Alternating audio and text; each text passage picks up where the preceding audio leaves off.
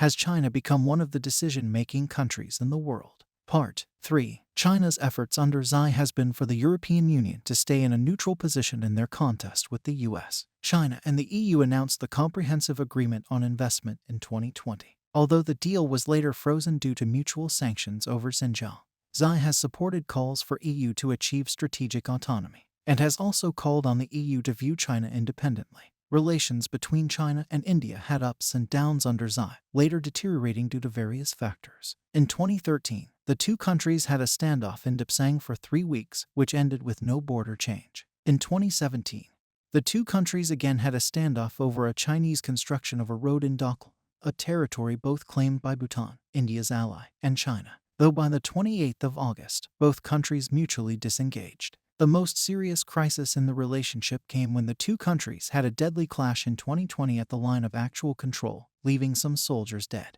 The clashes created a serious deterioration in relations, with China seizing a small chunk of territory that India controlled. China-Japan relations have initially soured under Xi's administration. The most thorny issue between the two countries remains the dispute over the Senkaku Islands, which China calls Diaoyu.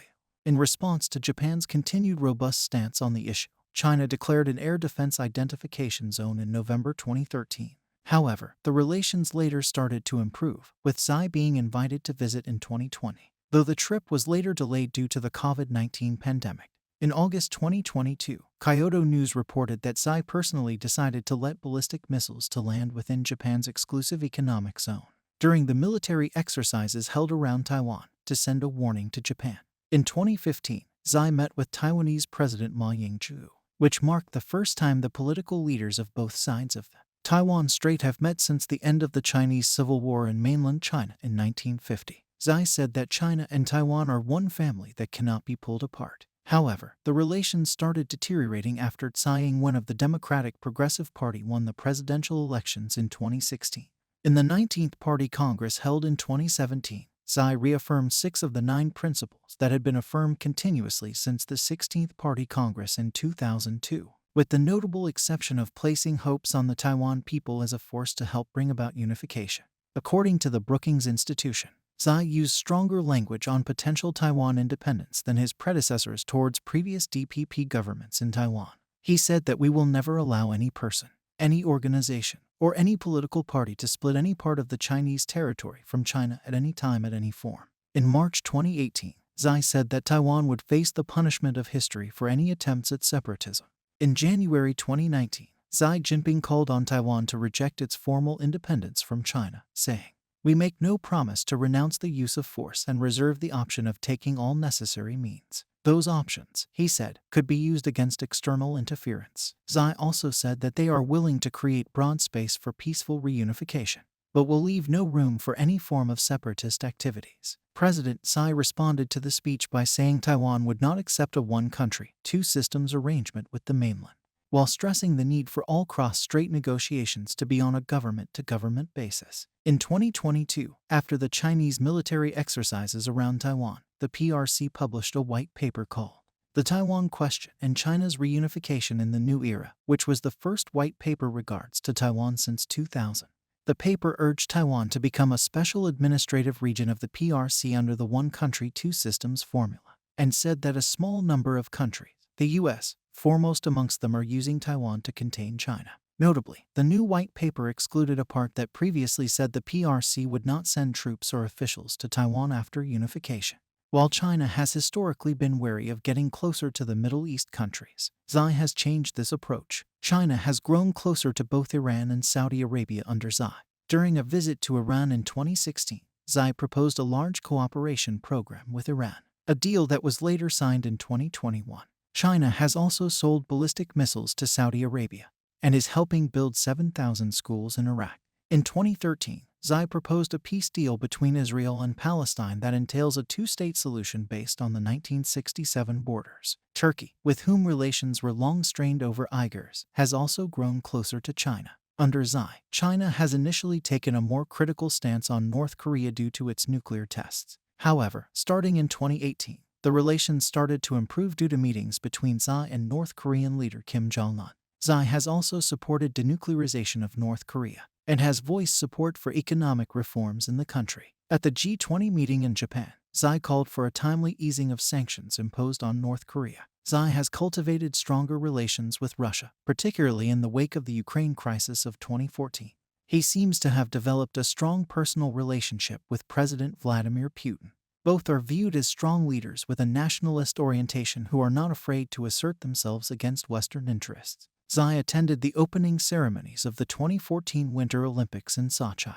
Under Xi, China signed a $400 billion gas deal with Russia. China has also become Russia's largest trading partner. Xi and Putin met on the 4th of February 2022. During the run-up to the 2022 Beijing Olympics during the massive Russian buildup of force on the Ukrainian border, with the two expressing that the two countries are nearly united in their anti-US alignment, and that both nations shared no limits to their commitments. U.S. officials said that China had asked Russia to wait for the invasion of Ukraine until after the Beijing Olympics ended on the 20th of February. In April 2022, Xi Jinping expressed opposition to sanctions against Russia. On the 15th of June 2022, Xi Jinping reasserted China's support for Russia on issues of sovereignty and security. However, Xi also said China is committed to respecting the territorial integrity of all countries, and said China was pained to see the flames of war reignited in Europe.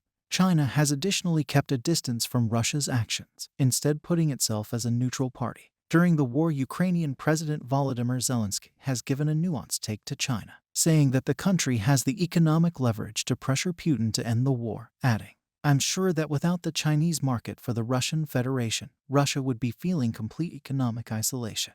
That's something that China can do to limit the trade until the war is over." In August 2022, Zelensky said that since the beginning of the war in Ukraine, Xi Jinping had refused all his requests for direct talks with him. He additionally said that while he would like China to take a different approach to the war in Ukraine, he also wanted the relationship to improve every year, and said that China and Ukraine shared similar values. Xi has initially improved relationships with South Korea. Starting in 2017, China's relationship with South Korea soured over the Terminal High Altitude Area Defense, a missile defense system, purchase of the latter, which China sees as a threat but which South Korea says is a defense measure against North Korea. Ultimately, South Korea halted the purchase of the THAAD after China imposed unofficial sanctions. China's relations with South Korea improved again under President Moon Jae-in.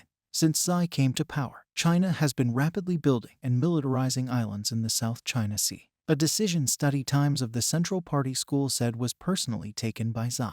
In April 2015, new satellite imagery revealed that China was rapidly constructing an airfield on Fiery Cross Reef in the Spratly Islands of the South China Sea. In May 2015, U.S. Secretary of Defense Ash Carter warned the government of Xi to halt its rapid island building in disputed territory in the South China Sea. In November 2014, in a major policy address, Xi called for a decrease in the use of force, preferring dialogue and consultation to solve the current issues plaguing the relationship between China and its Southeast Asian neighbors. Xi has called China-United States relations in the contemporary world a new type of great power relations, a phrase the Obama administration had been reluctant to embrace. Under his administration, the strategic and economic dialogue that began under Hu Jintao has continued. On China-U.S. relations, Xi said, "If are in confrontation, it would surely spell disaster for both countries." The U.S. has been critical of Chinese actions in the South China Sea. In 2014, Chinese hackers compromised the computer system of the U.S. Office of Personnel Management, resulting in the theft of approximately 22 million personnel records handled by the office. Xi has also indirectly spoken out critically on the U.S. strategic pivot to Asia. Relations with the U.S. soured after Donald Trump became president in 2017. Since 2018, U.S. and China have been engaged in an escalating trade war. In 2020, the relations further deteriorated due to the COVID-19 pandemic. In 2021, Xi has called the U.S. the biggest threat to China's development, saying that the biggest source of chaos in the present-day world is the United States. Xi has also scrapped a previous policy in which China didn't challenge the U.S. In most instances, while Chinese officials said that they now see China as an equal to the U.S. Xi made his first foreign trip as China's paramount leader to Russia on the 22nd of March 2013, about a week after he assumed the presidency. He met with President Vladimir Putin, and the two leaders discussed trade and energy issues. He then went on to Tanzania, South Africa, and the Republic of the Congo. Xi visited the United States at Sunlands Estate in California and a shirt-sleeve summit with U.S. President Barack Obama in June 2013, although this was not considered a formal state visit. In October 2013, Xi attended the APEC summit in Bali, Indonesia. In March 2014, Xi made a trip to Western Europe visiting the Netherlands, where he attended the Nuclear Security Summit in The Hague, followed by visits to France, Germany, and Belgium. He made a state visit to South Korea on the 4th of July 2014 and met with South Korean President Park Geun-hye. Between 14 and the 23rd of July, Xi attended the BRICS Leaders Summit in Brazil and visited Argentina, Venezuela, and Cuba. Xi went on an official state visit to India and met with Indian Prime Minister Narendra Modi in September 2014. He visited New Delhi and also went to Modi's hometown in the state of Gujarat. He went on a state visit to Australia and met with Prime Minister Tony Abbott in November 2014, followed by a visit to the island nation of Fiji. Xi visited Pakistan in April 2015, signing a series of infrastructure deals worth $45 billion related to the China-Pakistan Economic Corridor. During his visit, Pakistan's highest civilian award, the Nishan-e-Pakistan, was conferred upon him. He then headed to Jakarta and Bandung, Indonesia, to attend the Afro-Asian Leaders Summit and the 60th anniversary events of the Bandung Conference. Xi visited Russia and was the guest of honor of Russian President Vladimir Putin at the 2015 Moscow Victory Day parade to mark the 70th anniversary of the victory of the Allies in Europe. At the parade, Xi and his wife Peng Liyuan sat next to Putin. On the same trip, Xi also visited Kazakhstan and met with that country's President Nursultan Nazarbayev, and also met Alexander Lukashenko. In September 2015, Xi made his first state visit to the United States. In October 2015, he made a state visit to the United Kingdom, the first by a Chinese leader in a decade. This followed a visit to China in March 2015 by the Duke of Cambridge. During the state visit, Xi met Queen Elizabeth II, British Prime Minister David Cameron, and other dignitaries. Increased customs, trade, and research collaborations between China and the UK were discussed, but more informal events also took place, including a visit to Manchester City's Football Academy. In March 2016, Xi visited the Czech Republic on his way to the United States. In Prague, he met with the Czech President, Prime Minister, and other representatives to promote relations and economic cooperation between the Czech Republic and the PRC. His visit was met by a considerable number of protests by Czechs. In January 2017, Xi became the first Chinese paramount leader to plan to attend the World Economic Forum in Davos. On the 17th of January, Xi addressed the forum in a high-profile keynote, addressing globalization, the global trade agenda, and China's rise. He made a series of pledges about China's defense of economic globalization and climate change accords. Premier Li Keqiang attended the forum in 2015 and Vice President Li Yuanchao did so in 2016. During the three-day state visit to the country in 2017, Xi also visited the World Health Organization, the United Nations, and the International Olympic Committee. On the 20th of June 2019, Xi visited Pyongyang, becoming the first Chinese leader to visit North Korea since his predecessor Hu Jintao's visit in 2004. On the 27th of June, he attended the G20 summit in Osaka. On the 17th of January 2020, Xi visited Myanmar, meeting President Win Myint, State Councilor Aung San Suu Kyi, and military leader Min Aung Hlaing in Naypyidaw. Between 2020 and 2022, Xi paused foreign travel, speculated to be due to the COVID-19 pandemic. On the 14th of February 2022, Xi visited Astana, Kazakhstan, his first trip overseas since the start of the pandemic, meeting President Kassym-Jomart Tokayev. A day later, he visited Uzbekistan to attend the 2022 Shanghai Cooperation Organization Summit. There he met with Central Asian leaders as well as Russian President Vladimir Putin, his first since Russia invaded Ukraine on the 24th of February 2022. Between 15 and 16 November 2022, Xi attended the G20 summit in Bali, meeting numerous world leaders including the U.S. President Joe Biden, Australian Prime Minister Anthony Albanese, French President Emmanuel Macron, and South Korean President Yoon Suk-yeol. Between 16 and 19 November, he attended the APEC summit in Thailand, meeting leaders including Japanese Prime Minister Fumio Kishida, New Zealand Prime Minister Jacinda Ardern, Thai Prime Minister Prayut Chan-o-cha, and U.S. Vice President Kamala Harris. Between 7 and 10 December, he visited Riyadh, Saudi Arabia, where he met King Salman and Crown Prince and Prime Minister Mohammed bin Salman. He also met with numerous Arab leaders, including members of the Gulf Cooperation Council. During the meeting, he signed numerous commercial deals with Saudi Arabia and formally elevated the relationship to comprehensive strategic partnership. highest level in China's formal ranking of relations with other countries. The Belt and Road Initiative was unveiled by Xi in September and October 2013 during visits to Kazakhstan and Indonesia, and was thereafter promoted by Premier Li Keqiang during state visits to Asia and Europe. Xi made the announcement for the initiative while in Astana, Kazakhstan, and called it a golden opportunity. BRI has been called Xi's signature project, involving numerous infrastructure development and investment projects throughout Asia, Europe, Africa, and the Americas. BRI was added to the CCP Constitution at the closing session of the 19th Party Congress on the 24th of October 2017, further elevating its importance. Since the BRI was launched, China became the world's largest lender, lending about $1 trillion in a decade to almost 150 countries. However, by 2022, many BRI projects have stalled, and most of China's debt became held by countries in financial distress, leading the Chinese leaders to adopt a more conservative approach to BRI, dubbed as Belt and Road Initiative 2.0.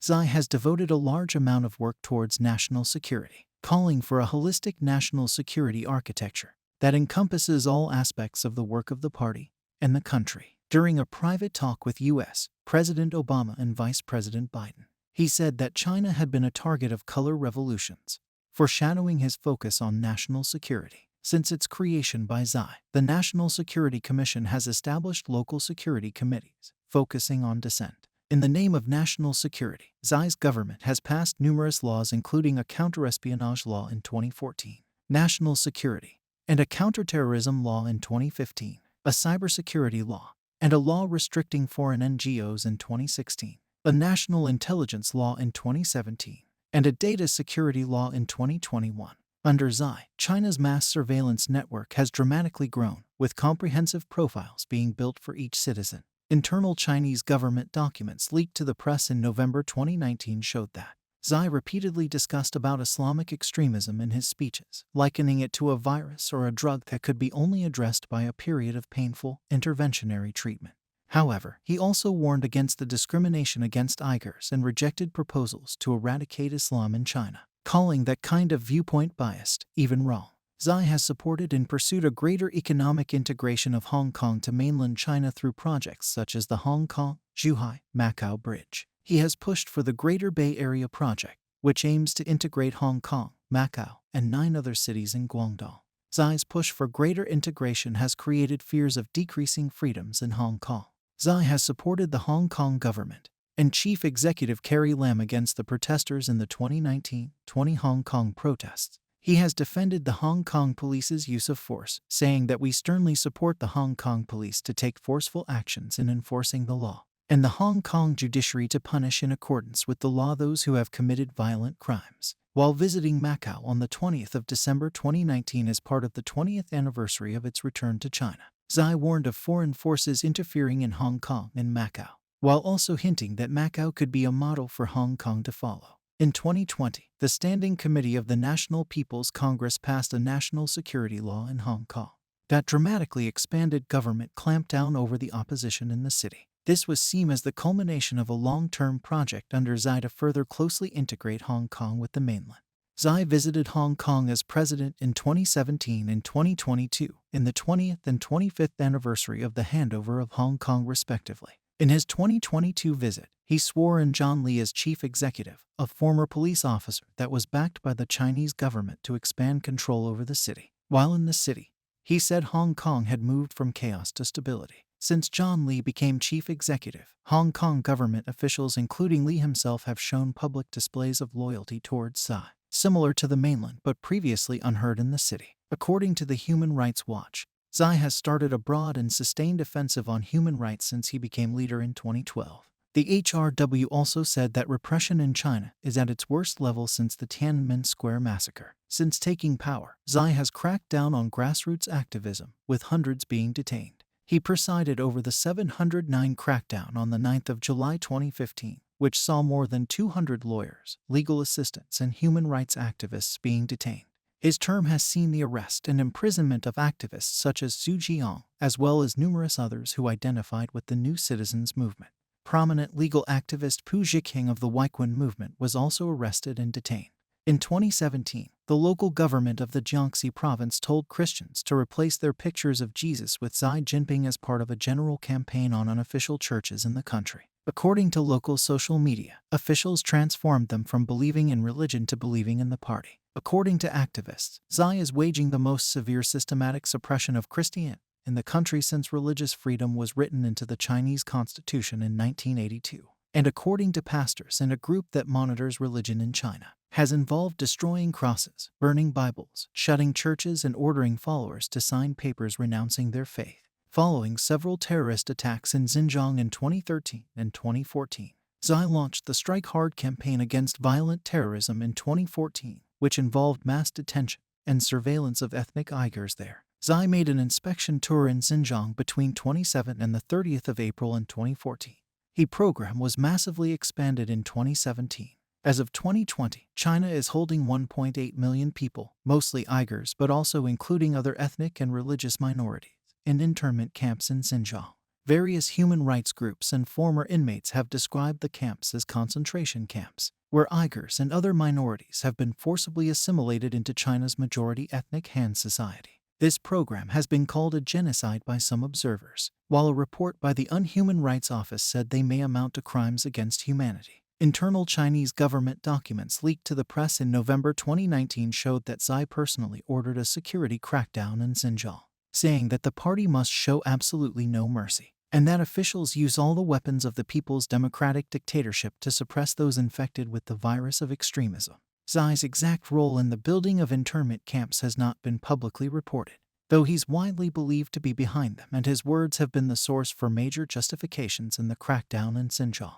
In the Xinjiang police files leaked in 2022, a document quoting Minister of Public Security Zhao Kejai suggested that Xi had been aware of the internment camps. On the 20th of January 2020, Xi commented for the first time on the emerging COVID-19 pandemic in Wuhan and ordered efforts to curb the spread of the virus. He gave Premier Li Keqiang some responsibility over the COVID-19 response, in what has been suggested by the Wall Street Journal was an attempt to potentially insulate himself from criticism if the response failed. The government initially responded to the pandemic with a lockdown and censorship, with the initial response causing widespread backlash within China. He met with Tedros Adhanom Ghebreyesus, the Director General of the World Health Organization, on the 28th of January. Der Spiegel reported that in January 2020 Xi pressured Tedros Adhanom to hold off on issuing a global warning about the outbreak of COVID-19 and hold back information on human-to-human transmission of the virus, allegations denied by the WHO. On the 5th of February, Xi met with Cambodian Prime Minister Hun Sen in Beijing, the first foreign leader allowed into China since the outbreak.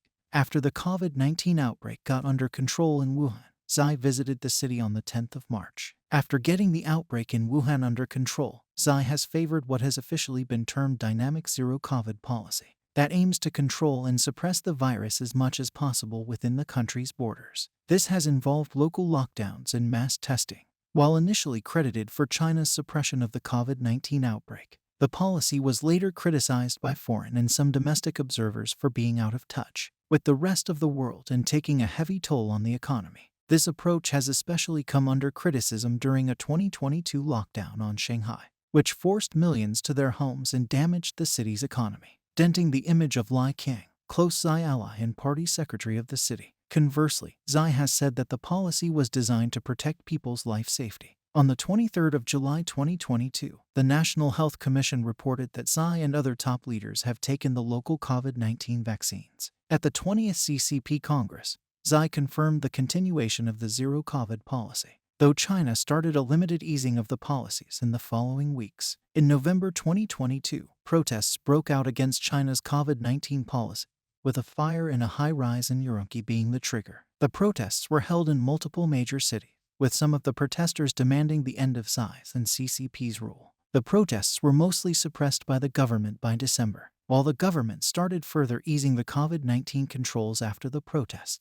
On the 7th of December 2022, China announced large changes to its COVID-19 policy, including allowing quarantine at home for mild infections, reducing of PCR testing, and decreasing the power of local officials to implement lockdowns. In September 2020, Xi announced that China will strengthen its 2030 climate target, peak emissions before 2030, and aim to achieve carbon neutrality before 2060. If accomplished, this would lower the expected rise in global temperature by 0.2–0.3 degrees C, the biggest single reduction ever estimated by the Climate Action Tracker. Xi mentioned the link between the COVID-19 pandemic and nature destruction as one of the reasons for the decision, saying that humankind can no longer afford to ignore the repeated warnings of nature. On the 27th of September, Chinese scientists presented a detailed plan how to achieve the target. In September 2021, Xi announced that China will not build coal-fired power projects abroad, which was said to be potentially pivotal in reducing emissions. The Belt and Road Initiative did not include financing such projects already in the first half of 2021. Xi Jinping did not attend 26 Colombian pesos personally. However, a Chinese delegation led by climate change envoy Xi Zhenhua did attend. During the conference, the United States and China agreed on a framework to reduce GHG emission by cooperating on different measures. Known as a very secretive leader, little is known publicly about how Xi makes political decisions or how he came to power. Xi's speeches generally get released months or years after they are made. Xi has also never given a press conference since becoming paramount leader, except in rare joint press conferences with foreign leaders. The Wall Street Journal reported that Xi prefers micromanaging in governance, in contrast to previous leaders such as Hu Jintao, who left details of major policies to lower-ranking officials. Reportedly, ministerial officials try to get Xi's attention in various ways, with some creating slideshows and audio reports. The Wall Street Journal also reported that Xi created a performance review system in 2018 to give evaluations on officials on various measures, including loyalty. According to The Economist, Xi's orders have generally been vague, leaving lower-level officials to interpret his words. Chinese state media Xinhua news agency said that Xi personally reviews every draft of major policy documents and all reports submitted to him, no matter how late in the evening, were returned with instructions the following morning.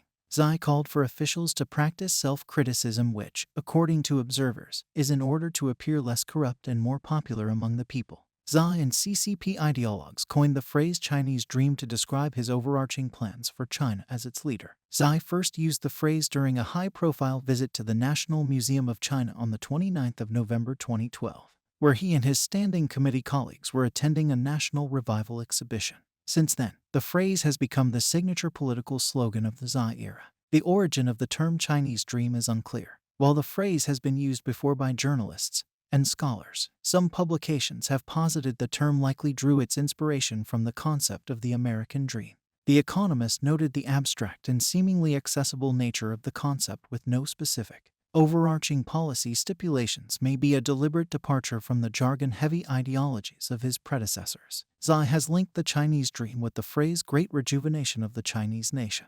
In recent years, top political leaders of the CCP such as Xi have overseen the rehabilitation of ancient Chinese philosophical figures like Han Fei into the mainstream of Chinese thought alongside Confucianism. At a meeting with other officials in 2013, he quoted Confucius, saying, "He who rules by virtue is like the pole star. It maintains its place, and the multitude of stars pay homage." While visiting Shandong, the birthplace of Confucius, in November, he told scholars that the Western world was suffering a crisis of confidence and that the CCP has been the loyal inheritor and promoter of China's outstanding traditional culture. According to several analysts, Xi's leadership has been characterized by a resurgence of the ancient political philosophy legalism. Han Fei gained new prominence with favorable citations. One sentence of Han Fei's that Xi quoted appeared thousands of times in official Chinese media at the local, provincial, and national levels. Xi has additionally supported the Neo-Confucian philosopher Wang Yongming, telling local leaders to promote him. Xi has also overseen a revival of traditional Chinese culture, breaking apart from CCP's path, which had often attacked it. He has called traditional culture the soul of the nation and the foundation of the CCP's culture. Hanfu, the traditional dress of Han Chinese, has seen a revival under him, associated with the revival of traditional culture. Xi has said that only socialism can save China. Xi has also declared Deng Xiaoping's socialism with Chinese characteristics to be the only correct path to realize national rejuvenation. According to BBC News, while the CCP was perceived to have abandoned its communist ideology since it initiated economic reforms in the 1970s, Xi is believed by some observers to be more believing in the idea of a communist project, being described as a Marxist-Leninist by former Australian Prime Minister Kevin Rudd, subscribing to the view that socialism will eventually triumph over capitalism. He has said Marx and Engels' analysis of the basic contradictions of capitalist society is not outdated, nor is the historical materialist view that capitalism is bound to die out and socialism bound to win. Xi has overseen the increase of socialist political economy with Chinese characteristics as a major study topic for academics in China, aiming to decrease the influence of Western-influenced economics, though he has called a stop to what he considers to be disorderly expansion of capital. He has also said that it is necessary to stimulate the vitality of capital of all types, including non-public capital, and give full play to its positive role. Xi has supported greater CCP control over the PRC, saying government, the military, society, and schools, north, south, east, and west, the party leads them all. During the 100th anniversary of the CCP in 2021, he said that without the Communist Party of China, there would be no new China and no national rejuvenation, and that the leadership of the party is the defining feature of socialism with Chinese characteristics and constitutes the greatest strength of this system. He has said that China, despite many setbacks, has achieved great progress under the CCP, saying that socialism with Chinese characteristics has become the standard bearer of 21st century socialist development. However, he has also warned that it will take a long time for China under the CCP to complete its rejuvenation. And during this time frame, party members must be vigilant to not let CCP rule collapse. Xi has ruled out a multi-party system for China, saying that constitutional monarchy, imperial restoration, parliamentarism, a multi-party system and a presidential system. We considered them, tried them, but none worked. However, Xi considers China to be a democracy, saying that China's socialist democracy is the most comprehensive, genuine, and effective democracy. China's definition of democracy is different from liberal democracy and is rooted in Marxism, Leninism, and is based on the phrases people's democratic dictatorship and democratic centralism. Xi has additionally coined the term whole process people's democracy, which he said was about having the people as masters. Foreign analysts and observers have widely disputed that China is a democracy, saying that it is a one-party authoritarian state and Xi an authoritarian leader. Some observers have called Xi a dictator, citing the large centralization of power around him unseen compared to his predecessors. Document No. 9. Officially, the Inches communique on the current state of the ideological sphere Inches is a confidential internal document widely circulated within the CCP in 2013 by the party's general office. It was published in July 2012. The document officially warns of promoting 7 dangerous Western values: Western constitutional democracy, an attempt to undermine the current leadership and the socialism with Chinese characteristics system of governance, universal values in an attempt to weaken the theoretical foundations of the party's leadership, civil society in an attempt to dismantle the ruling party's social foundation, neoliberalism, attempting to change China's basic economic system, West's idea of journalism, challenging China's principle that the media and publishing system should be subject to party discipline, historical nihilism, trying to undermine the history of the CCP and of New China, and questioning reform and opening and the socialist nature of socialism with Chinese characteristics. Although it predates Xi Jinping's formal rise to the top party and state posts, the release of this internal document, which has introduced new topics that were previously not off-limits, was being closely associated with Xi Jinping by the New York Times. In September 2017, the CCP Central Committee decided that Xi's political philosophies, generally referred to as Xi Jinping Thought on Socialism with Chinese Characteristics for a New Era, would become part of the party constitution. Xi first made mention of the thought on socialism with Chinese characteristics for a new era in his opening day speech delivered to the 19th Party Congress in October 2017. His Politburo Standing Committee colleagues, in their own reviews of Xi's keynote address at the Congress, appended the name Xi Jinping in front of thought. On the 24th of October 2017, at its closing session, the 19th Party Congress approved the incorporation of Xi Jinping thought into the constitution of the CCP, while in March 2018, the National People's Congress changed the state constitution to include Xi Jinping thought. Xi himself has described the thought as part of the broad framework created around socialism with Chinese characteristics, a term coined by Deng Xiaoping that places China in the primary stage of socialism. In official party documentation and pronouncements by Xi's colleagues, the thought is said to be a continuation of Marxism, Leninism, Mao Zedong thought, Deng Xiaoping theory, the three represents, and the scientific outlook on development. as part of a series of guiding ideologies that embody Marxism adopted to Chinese conditions and contemporary considerations. It has additionally been described as the 21st century Marxism by two professors in the Central Party School of the CCP. Wang Huning, a top political advisor and a close ally of Xi, has been described as pivotal to developing Xi Jinping thought. The concepts and context behind Xi Jinping thought are elaborated in Xi's The Governance of China book series, published by the Foreign Languages Press for an international audience. Volume 1 was published in September 2014, followed by Volume 2 in November 2017. An app for teaching Xi Jinping thought had become the most popular smartphone app in China in 2019, as the country's ruling CCP launched a new campaign that calls on its cadres to immerse themselves in the political doctrine every day. Zuxi Kaiangu is now the most downloaded item on Apple's domestic app store, surpassing in demand social media apps such as WeChat and TikTok. In 2021, the government included Xi Jinping thought in the curriculum, including to students from primary schools to university, which created pushback from parents. For much of the preceding 30 years, political ideology and communist doctrine were not a standard taught in Chinese schools until middle school, and textbooks featured a wider set of Chinese leaders with less emphasis on a single leader like Xi. Xi's first marriage was to Qi Lingling, the daughter of Qi Hua, China's ambassador to the United Kingdom in the early 1980s. They divorced within a few years. The two were said to fight almost every day, and after the divorce, Qi moved to England. In 1987, Xi married the prominent Chinese folk singer Peng Liyuan. Xi and Peng were introduced by friends, as many Chinese couples were in the 1980s. Xi was reputedly academic during their courtship, inquiring about singing techniques. Peng Liyuan, a household name in China, was better known to the public than Xi until his political elevation. The couple frequently lived apart due largely to their separate professional lives. Peng has played a much more visible role as China's First Lady compared to her predecessors. For example, Peng hosted U.S. First Lady Michelle Obama on her high-profile visit to China in March 2014. Xi and Peng have a daughter named Xi Mings, who graduated from Harvard University in the spring of 2015. While at Harvard, she used a pseudonym and studied psychology and English. Xi's family has a home in Jade Spring Hill, a garden and residential area in northwestern Beijing run by the CMC.